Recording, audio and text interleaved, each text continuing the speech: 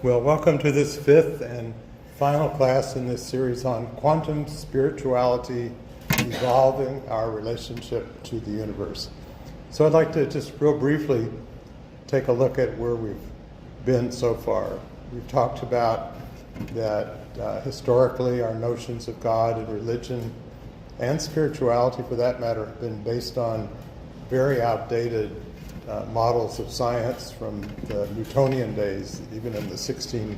And now that quantum physics has come along, chaos theory has shown that the universe is very different than the way it was previously thought of in the past. So we live in a universe in which everything is interconnected with everything else. Everything has an effect on everything else. Our notions of time, usual notions, are incorrect. Time is not just a linear progression past, present, and future, but things can have an effect. The present can affect the past, and so on. And this has been verified by experiments. We've talked about how research in subtle energy has shown that when subtle energy comes into what we could think of as ordinary reality, it creates new possibilities that were not present before. And so the previously assumed immutable laws of physics are not the way that we thought that they were. They're changed in response to subtle energy.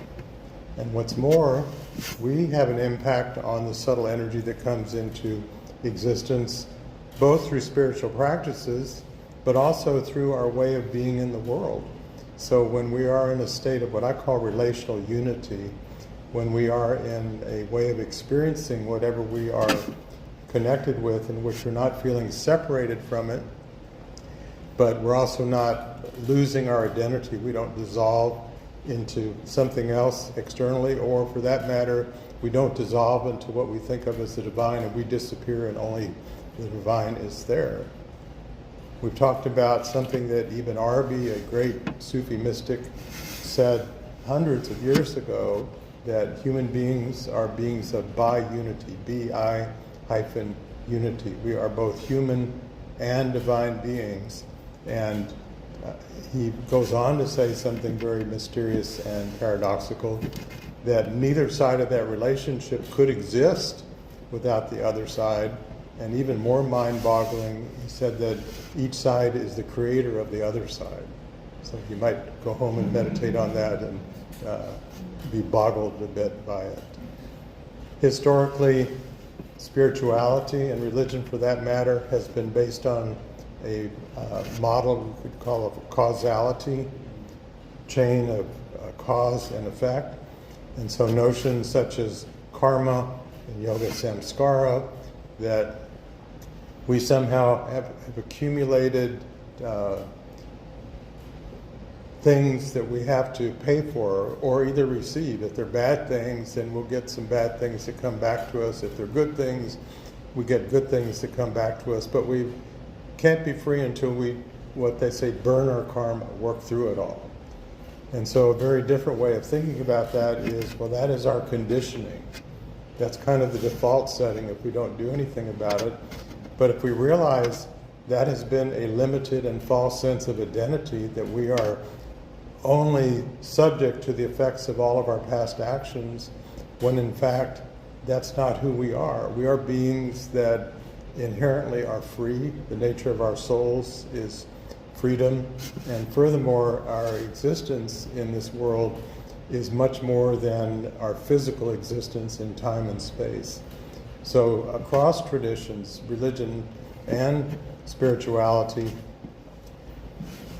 there are described different realms, subtle realms, planes, angelic planes, and so on.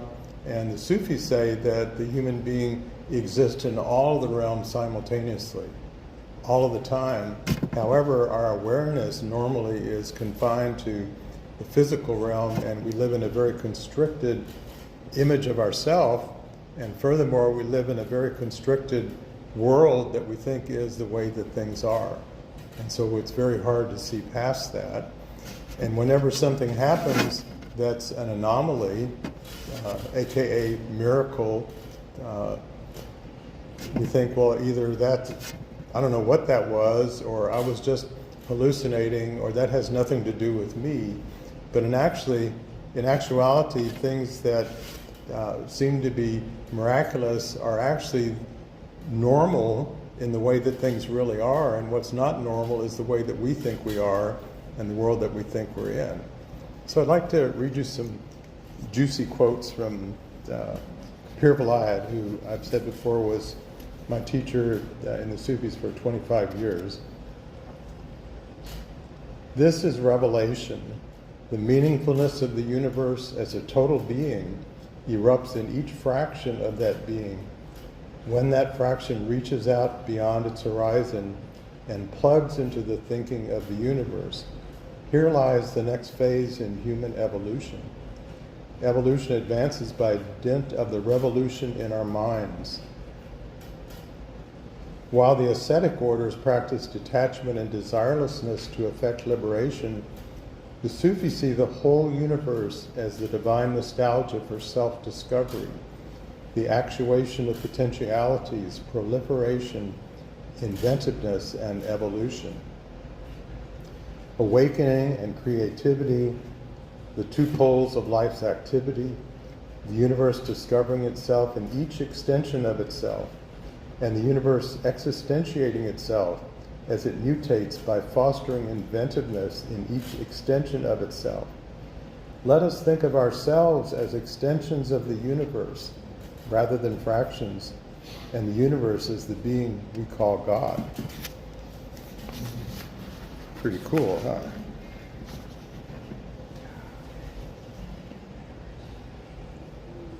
The heart needs to be shattered and overwhelmed, not just the soul, so that the divine intention carried by the incredible planning of the universe may be updated and fed back by you. Yes, through you.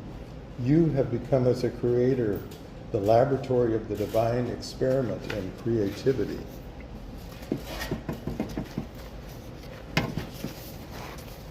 And also, when I talk about Sufis, the Sufis say that anyone who's a sincere seeker of wisdom is a Sufi, whether they call themselves that or not. So it's not just particular to a particular group or tradition. So keep that in mind with this quote. The Sufis' church, therefore, is every place where they stand. The dome of that church is the sky, and the floor of that church is their thoughts. The whole scripture of the Sufi is all this life that teaches lessons from morning till evening. Therefore, the literature of all those great prophets and teachers for the Sufi is the interpretation which they have taken from this life, interpreted in the language of the people of that time. And yet that wisdom for the Sufi is not limited to a certain period. That wisdom has always been, therefore is, and will always be, for the Sufi finds the source of that wisdom, which they consider most sacred, to be found in the heart of the human being.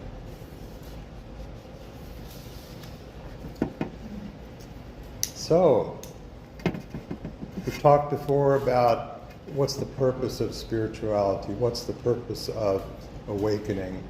And I would say perhaps most of the time when someone begins, and perhaps for many years on their spiritual path, the purpose is assumed to be the awakening of that individual.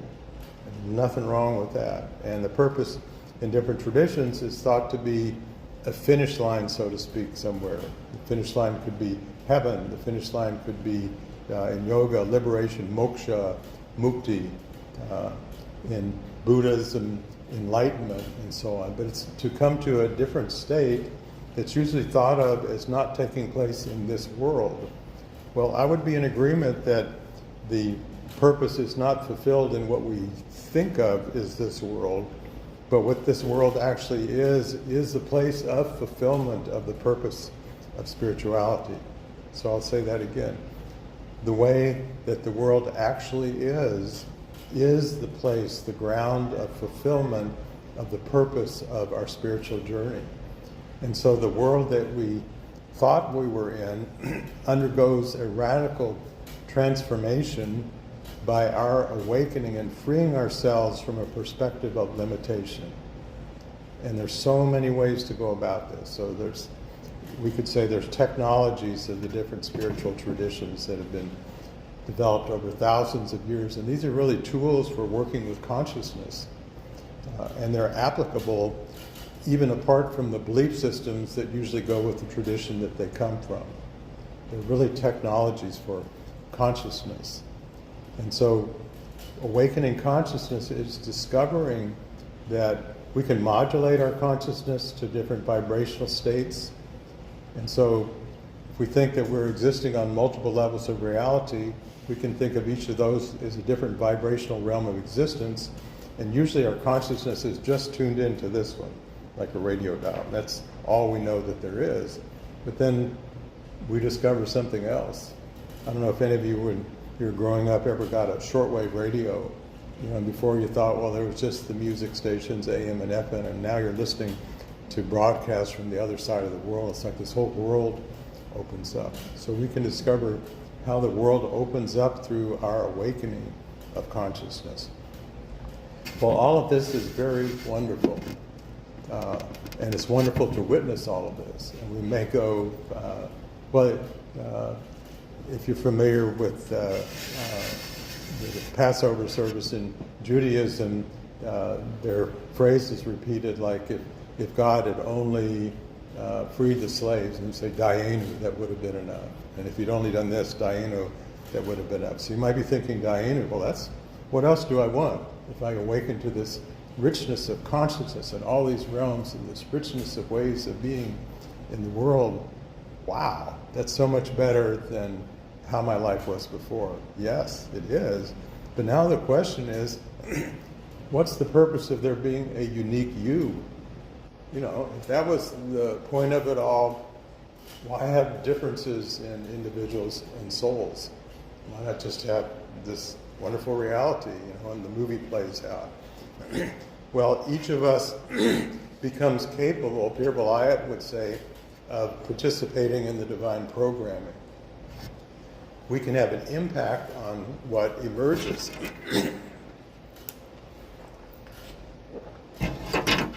Well, how does that happen?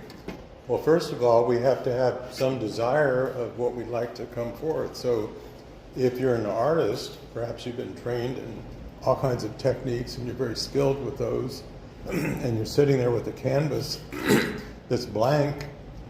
If you don't really have a desire to create something, you're just going to be staring at that canvas. And you'd be bored to tears if all you do is repeat exercises that you've done in the past. Same with music.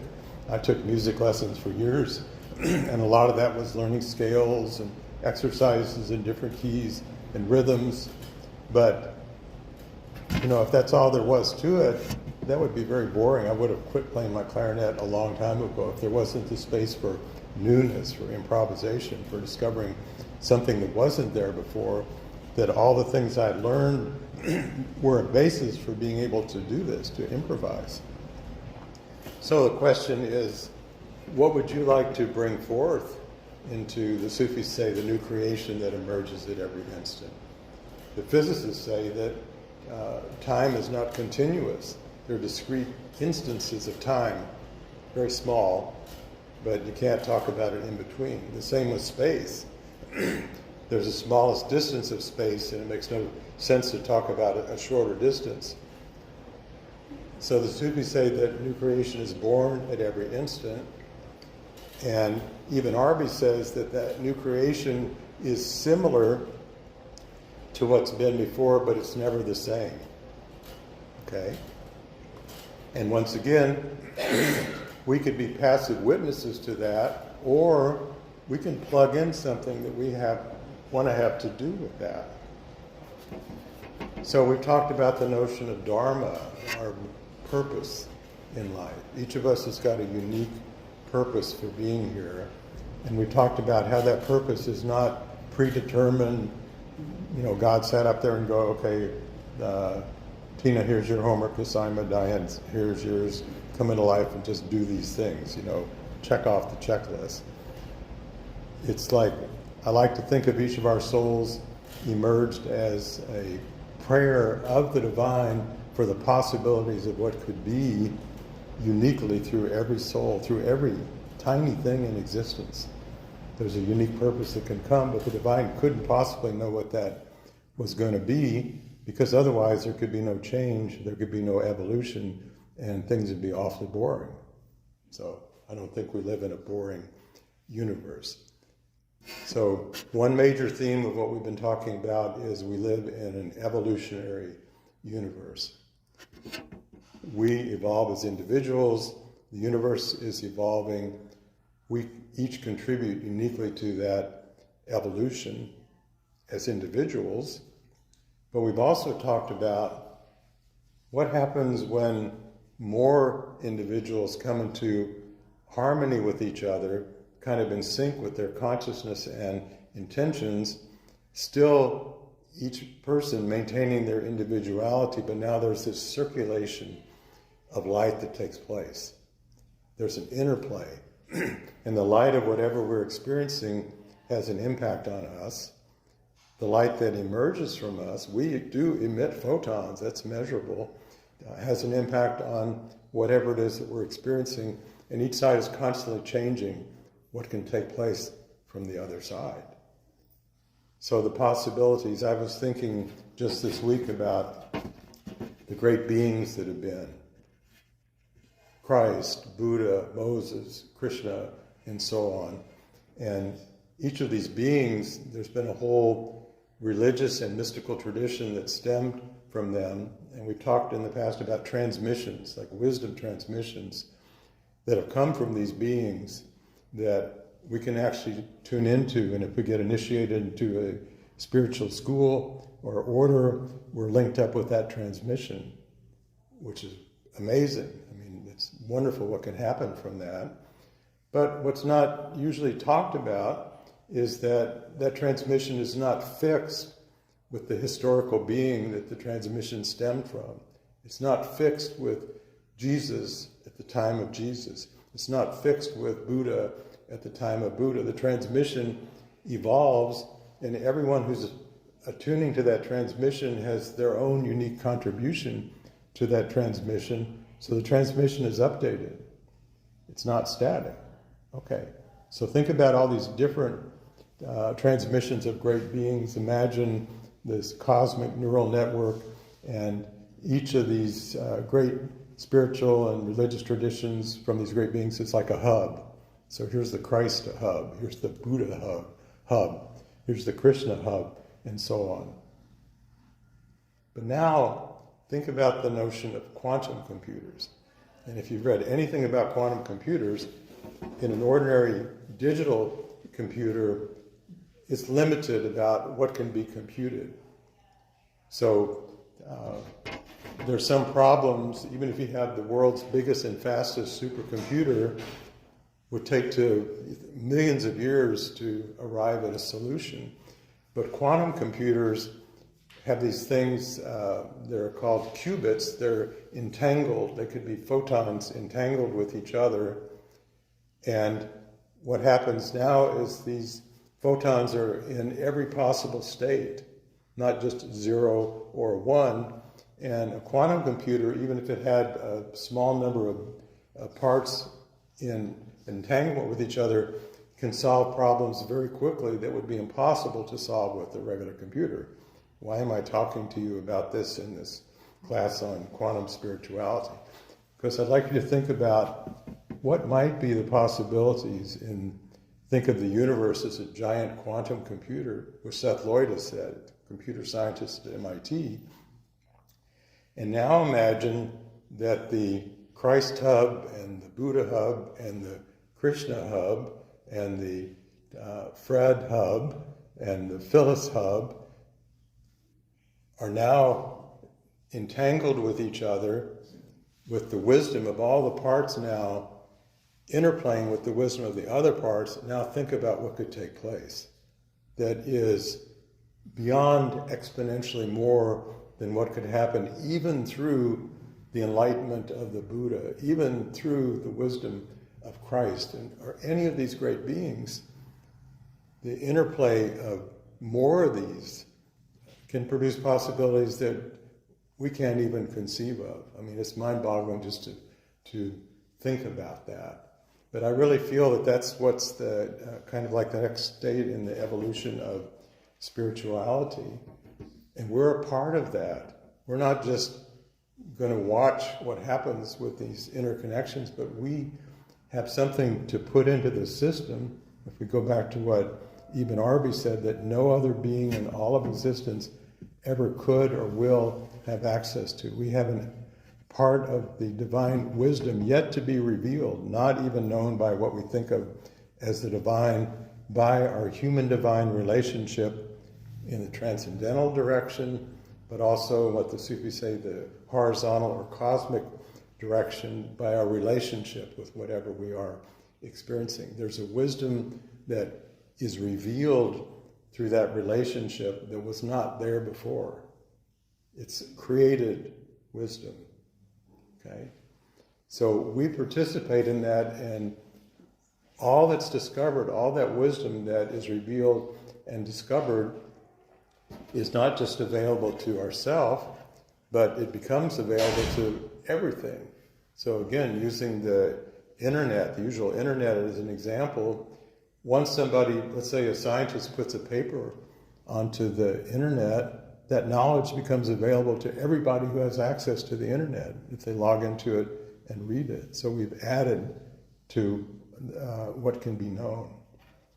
Okay, so desire, unlike the bad reputation it's been given by most traditions, is a very positive thing, according to the Sufis. If it's a desire that's been cleared away from distortions, it's like a deep desire of the heart, and that gives us a direction of what can emerge in that new creation that takes place at every instant. We're kind of putting forth an intention, and then there's a feedback, just like an artist or a musician who is creating something. You start with an idea and you work on it and you get an inspiration and it changes what you have in mind, and there's this back and forth, and now the final product is something way more than what you could have envisioned when you were beginning. It's taking this interplay to emerge. So we've talked about the allegory of the soul, especially in Sufism. It's like the deep story of the soul. And there's been books written, like the allegory of Avicenna, and allegory of the Prophet Muhammad, the story of his ascent to the heavens, and so on. There's these different stories, but each of us has got the allegory of our own soul. It's our story through time, but not just this physical linear time. If you believe that perhaps we had some existence before we came into this life, and then we continue to have an existence after we leave this world, there's an ongoing story. There's a recognizability, which sometimes is called the signature of the soul. If we even think about our own physical lives at different ages, we're certainly very different beings than we were at the age of 3 and teenagers and so on. But there's a you-ness at each of those ages that would be recognizable. Not maybe the external personality and so on, but there's like a stamp of uniqueness that's present throughout all that. So the allegory of our soul is constantly being written, but oftentimes we think of our life story as something, well, here's what it's been, and assumptions about the way that it's going to be based on the way that it's been. And it's just kind of a linear continuation, which may be fine, but we have possibilities for something way more to take place if we're open to the discoveries of what takes place in the way that we go about being in the world, in the way that we go about being in relationship with people, with nature, and the discoveries. I talked some before about the notion of everything being like Gabriel. Everything is seeking to reveal its divine nature. And take it as an experiment. Go walk some nice place in nature, just with the thought that everything that you see, flowers, trees, plants, birds, water, the sky, clouds, is seeking to reveal its divine nature, and you're just open to it, and you're feeling the light that comes from whatever you're experiencing impacting you, but then that transforms you, and a light goes back from you to whatever you're experiencing, and you are transforming what you're experiencing. So you are, that in a sense is Gabriel seeking to reveal itself to you, but you are also Gabriel longing to reveal your unique divinity to everything else. So what would it be like to go through the world, go through your day, maybe not all day long, but just taking some time and thinking, wow, I wonder what I'll discover in this interchange of human divinity with not just human, plant divinity, animal divinity, sky divinity, with the light of my being, this interplay.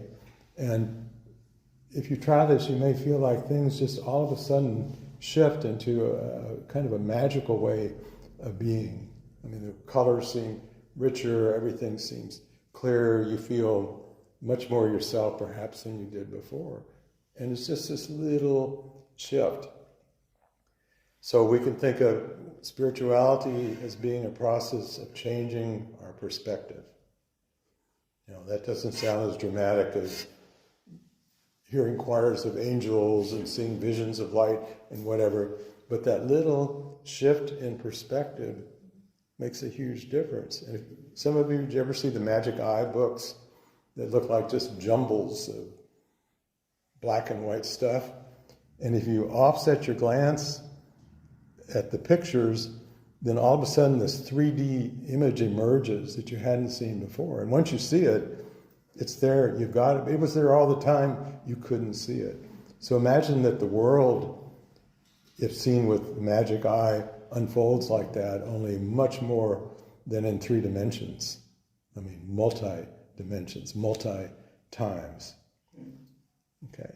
So now, since here we are at All Saints Episcopal Church, so I'm going to bring in some religion. So in Christianity, we talk about the logos, the word. In the beginning was the word. And in quantum physics, they talk about everything being in a unique state of vibration, a unique quantum state. So in the beginning was the word, the primordial vibration that contained the potentiality of all that could evolve from it. Everything in existence embodies a unique aspect of that vibration. So think about it. You, atoms, flowers, everything is a unique kind of mix, so to speak, of a particular vibrational state of being that stemmed from that original word, that original vibration.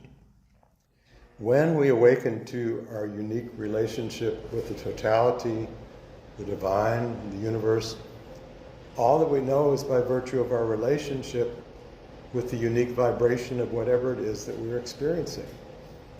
So it's like our vibration is interplaying with the vibration of whatever we are experiencing. There's this two-way interchange of light. Each side transforms the other. So, here's the thought that came to me this week. The vibration received by whatever we are in relationship with is a miniature of the word that brought about creation and continues to bring about new creation at every instant. So imagine that everything is expressing a miniature of this primordial vibration through its own unique vibration, and that includes us. And so that vibration that comes from us now is opening up possibilities of what can arise by whatever we are experiencing, whatever we're in relationship with. So imagine this kind of hierarchy of the great big vibration of the word and the subsets of vibrations of the word embodied in everything in existence, and every subset is totally unique. It's not the same. It's got all the essences, we could say a mix of the divine qualities, but in a different way than anything else in existence. Okay. The Sufis say God was a hidden treasure desiring to be known, and that God knows him or herself through the relationship of beings in manifestation. Knowing takes place through the modality of one or more of the divine qualities, such as beauty, compassion, truth, and so on. by our knowing the unique manifestation of divinity through beauty, the way that we experience through the quality of beauty. Imagine now that the divine is able to know the divine by the emergent wisdom that takes place by our experience of beauty. So, Sufis say God seeking to know God. God can only know God through what the returning light from beings in manifestation. And so there's a light that returns, but imagine that the modality through which that light descends and returns now can take place through any of the divine qualities, in this case through beauty. So when we are having an experience of beauty that just transports us, maybe it's the Grand Canyon, maybe it's listening to some beautiful music or seeing beautiful art or watching a beautiful dance performance or seeing the smile of a little baby, that light that emerges through that interplay, those vibrations from each side taking place through beauty, the fruit of that is returned back to the divine, and now the divine is able to know the divine through that experience of beauty, one aspect. It's like, well, that's one way the divine can hold up a mirror, because the divine is infinite. You can't hold up an infinite mirror, but the divine can have places of limitation that enable emergence to come back through. Okay? And that can happen through anything. And not only that, not only what's returned to the divine, but the way that beauty is experienced now becomes available to everything in existence. So now that anything in existence now that has an experience of beauty, the possibilities of that experience have been increased by your experience of beauty. So these qualities that the Platonic notion, archetypal, unchanging, I don't believe that they are. I think that they are continually evolving and continually becoming more of what they could be before. Okay, so now here's another one that came to me this week. Imagine God puts forth the word, and so imagine that the word is all. And now God receives back all that's been awakened and transformed through beings in every level of existence by their experience of their unique part of this vibration affecting them and now returning back what's been opened up to them.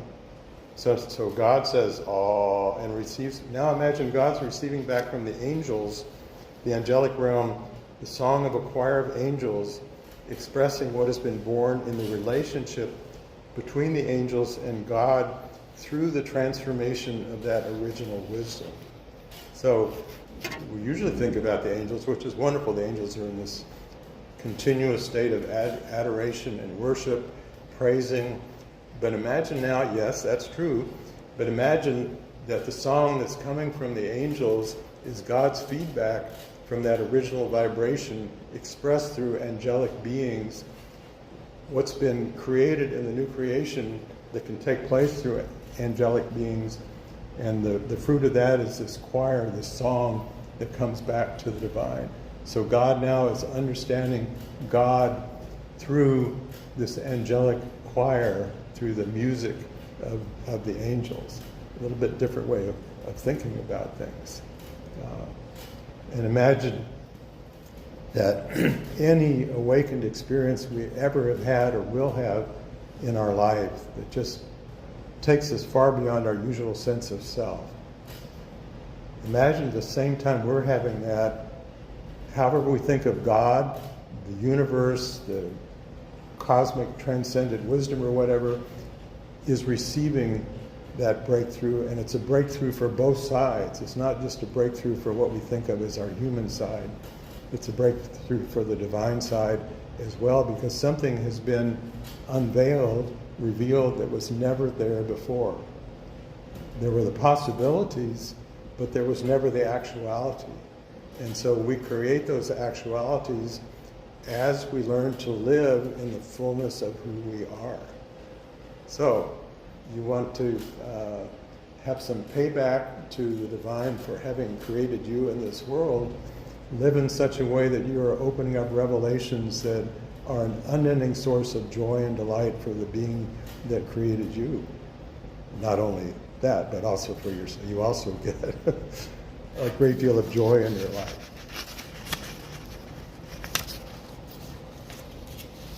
So I had another image that came.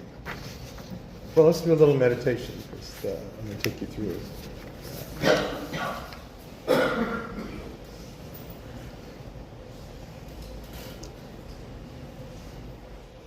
Okay, so close your eyes and imagine that at every instant of creation there is born a cosmic flower garden, and each flower represents a divine quality. So one flower is beauty, one flower is compassion, one flower is truth, one flower is joy, one flower is mastery, and so on. And the flowers are continually evolving and transforming. Imagine now that you tune into the flower that represents divine beauty. And as you tune into this, you are actually opening up your relationship to everything through the quality of beauty. And now imagine what you see is a new flower garden with many flowers, and each flower represents a unique expression of beauty. So if you tune into this rose, a poem emerges about beauty. As you tune into that daisy, music emerges. As you tune into another, a dance emerges. As you tune into another, a revelation of a deep scientific principle of the universe. So each of these flowers that came from the flower in the cosmic garden about beauty is now your own cosmic flower garden, and each flower in it has portals or openings to ways that beauty is revealed and expressed through any number of modalities.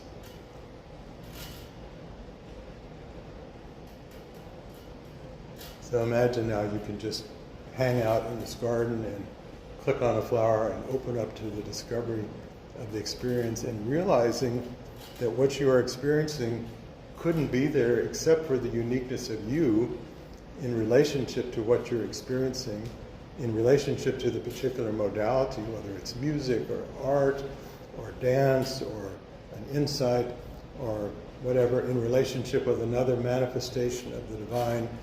But the interchange is taking place through beauty, through your unique vibration, through the unique vibration of whatever it is that you are experiencing. And now the fruit of this is what you are discovering, and the fruit of that now becomes available to anyone who's tuning in to the divine beauty. It serves as kind of a basis for even more inspirations and possibilities to take place. And imagine that each of us can become a catalyst, triggering awakening in whatever we are in relationship with, experiencing the unique manifestation of divinity in whatever we experience.